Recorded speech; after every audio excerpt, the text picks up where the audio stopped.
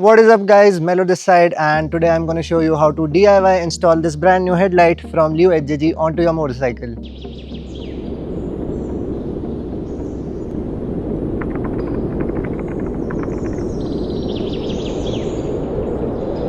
I know I said this is going to be a DIY video, but doing this myself would have required some tools and some physical strength, and I seriously lack both of those. But you don't have to worry, I have covered all the steps of the installation of the headlight in this video. We start by removing the two nuts holding the headlamp from each side and then removing the stock headlamp from its housing.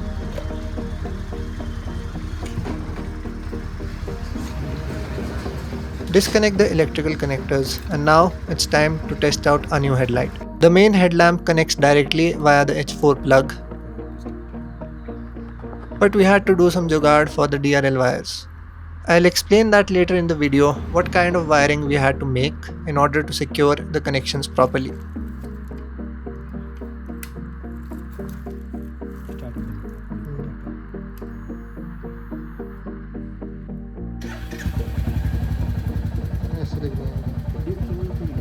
We tested the new headlamp with the low beam, the high beam, and with just the DRLs running. When everything seemed fine, we then moved on to the final installation process.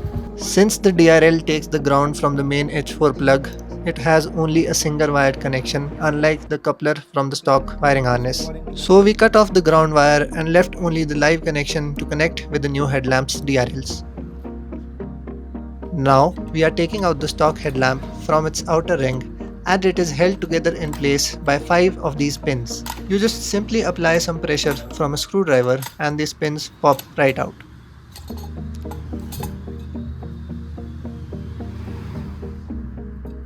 We then clean up the outer ring before putting the new headlamp inside it.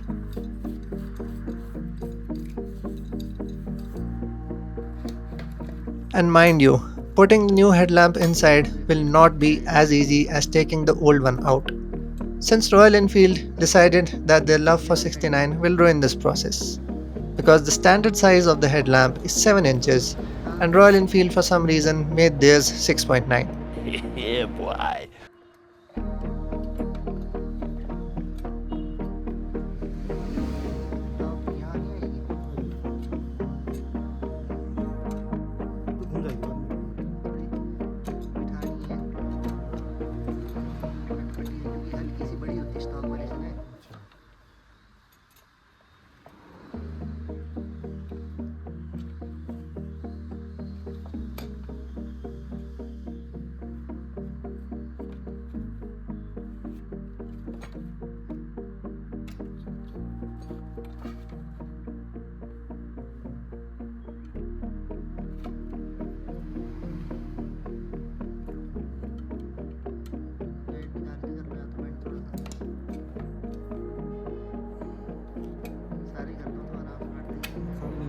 After a little inspection and some persuasion, we are finally able to fit the new headlamp inside the outer ring.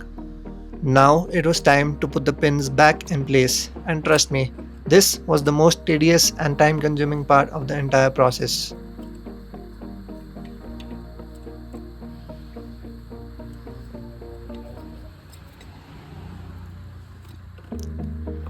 Also, just a friendly tip, when you are trying to put these pins back together, make sure that your headlight is properly protected. Put it on a microfiber cloth or maybe on some kind of a soft surface like a cushion, otherwise you'll end up with a scratched up headlight just like me.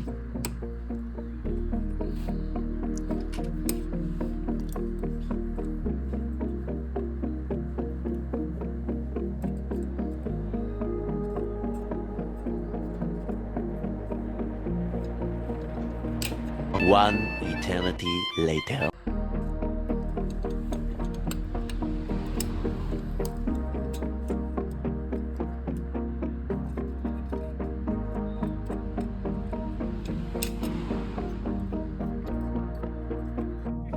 अबे जल्दी बोल, कल सुबह पनवेल निकलना है।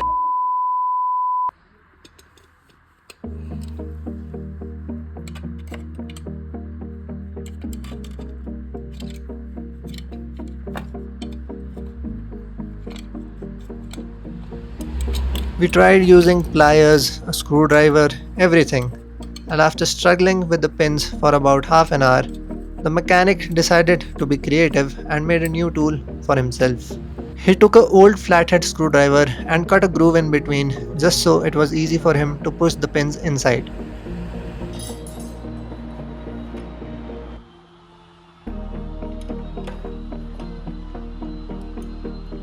Now, with the new tool in hand, the pins fitted back smooth as butter.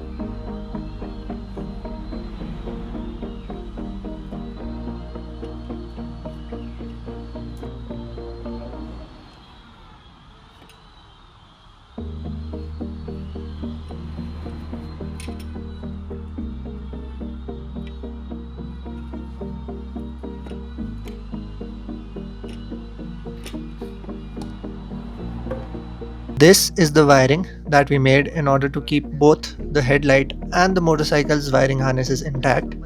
And the pin that you see at the end of the wire is the one that is usually used for the horns on motorcycles. It was then time to clean up the wiring, and we used some electrical tape to secure all the connections that we made.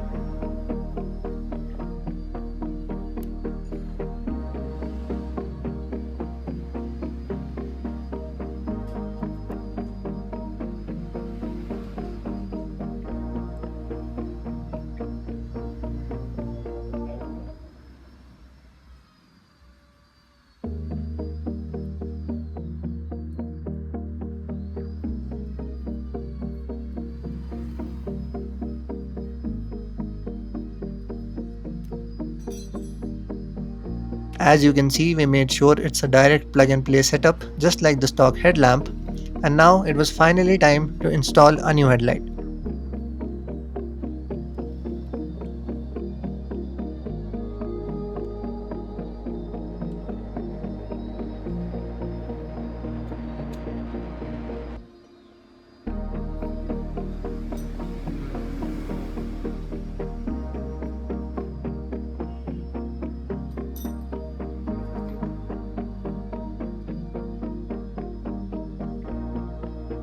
After making sure that things are properly aligned, we finally tightened up the screws and secured the headlamp to its position.